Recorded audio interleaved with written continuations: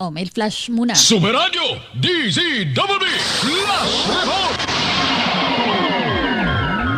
Ilang kumpanya ng langis magpapatupad ng taas presyo ng gasolina bukas. Ayan, natatraffic na nga tataas Bili pa ang gasolina. kaya bumibili ng hybrid at electric Tumataas ang presyo ng gasolina Mau de la Cruz, flash report, Mau.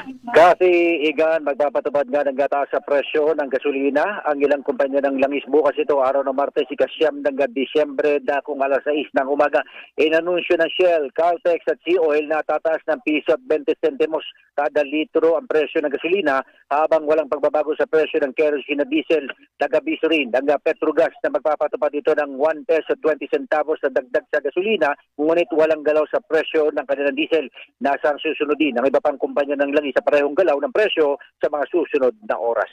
Ang inyong kapuso, Mau de la Cruz, GMA sa Paradyo, DZWB, dapat totoo. Sumeradyo DZWB Flash Report!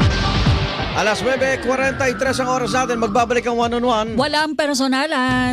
One-on-one Double B Bantay Barangay. Siyempre, kapag narinig nyo lang Bantay Barangay, ang ibig sabihin, utay-utay na magpapaalam si Karen Pinuntahan ngayon at Tuesday nyo, Barangay 676 Paco, Maynila. Magandang hapon Tuesday! Karine, dito sa kanto ng Pedro Hill Street at kahabaan ng Agoncillo Street, Barangay 676, Zone 73, District 5 ng Paco, Maynila, magkabilaan yung side parking. So parada ng mga closed van na mga produktong pagkain at inumin. Kaya dahil dyan, nagbabagal ang takbo ng mga sasakyang dumadaan dito para hindi masabit sa mga nakaparadang closed van sa magkabilang gilid ng kalsada. Daanan ito ng mga jeep na biyahing Santa Ana, Padre Paura.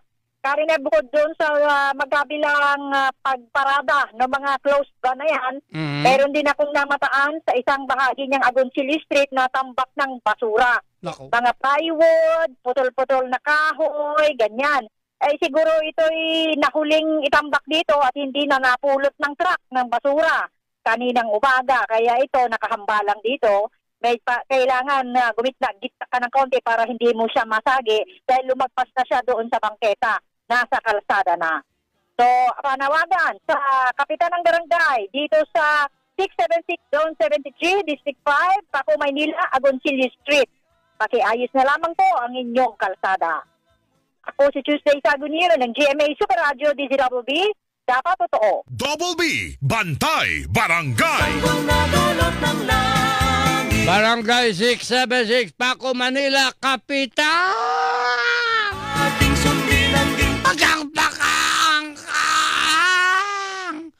Ako po, si Karen Santa Cruz. Nagpapalam. Salamat, 24 oras na po. Captain Escobar, ikaw itong nasa dyaryo, di ba? Bidang-bida ka dito, sir. Gaganda ang buhay mo, tulad ng mga bata ko. Ang kailangan ko lang, makisama ka sa akin. Pasensya na kayo, Gob.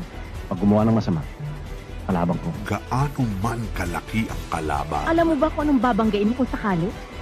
Isang malaking makinarya na nagpapaandar ng buong probinsya. hindi niya ito aayawan. Tiyak si Escobar yun. Escobar, walang sasantuhin sa Sunday Blockbusters. This December sa Sabado Cine. Paano ka nakakasiguro na mahal mo ko? Isa talaga naman minahal na kita nung una pa lamang kita makita nun eh. Kasalanan ko ba yun? May mga kasalanang susubukang lusutan. It's not what you think it is. Ganun. Kaya bukas lahat yung putunis mo. Nakita kong kinakaladkad ng kotse niyang anak ko. Hindi ako napupunta sa lugar ninyo ng gabing yun. Kailangan ipaglaban ang karapatan. Akin na yung apo ko. Kung merong mas may karapatan dito kay Junjun, ako yon.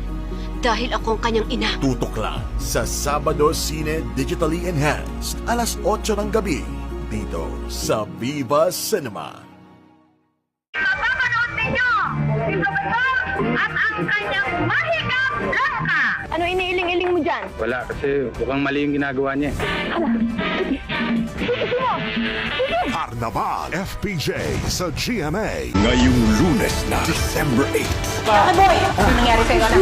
Itong yan! Sinubakan ako tapos iniwan na parang basura! Sobra na ang pagbabatot ng mga gerero sa atin! Hindi sapat ang ganti ng kamatayan sa kanila! Ang kailangan sa kanila, bumapang sa lupa! Sisingaw ang mga itinatago. Lumog ang City Hall matapos mamatay ang 5 katao dahil sa food poisoning habang nasa evacuation center. Sila, yung mga maliliit na tao na ginagamit ng boses nila. Sila ang may kayang magpatumba sa mga ganung klaseng politiko. Attorney, anong problema? May ebidensyang premisenta na lumalabas ng narig ang resulta ng eleksyon. Hindi ko bibitawan pagiging mayor ko, kuya. At hindi ako makukulong. At ang kabulukan ng mga gere. Buti na sundo niyo kami. Huwag kayong mag-alala. Maganda po ang project ng mayor ngayon. Ililigpit na ni Tanggol. Nawala na pala yung ambulansya! May pasyente kami! May baby!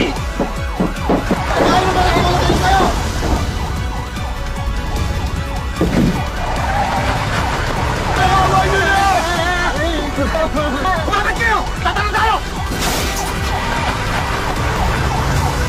Kailangan natin tumalon! Ako naman ang bata! Sige na! Tumalon tayo! FPJ's Batang Quiapo. This December, back-to-back na manghahamak ang mga kontrabida. Kung magtatrabaho ka naman sa lahat ng problema mawawala.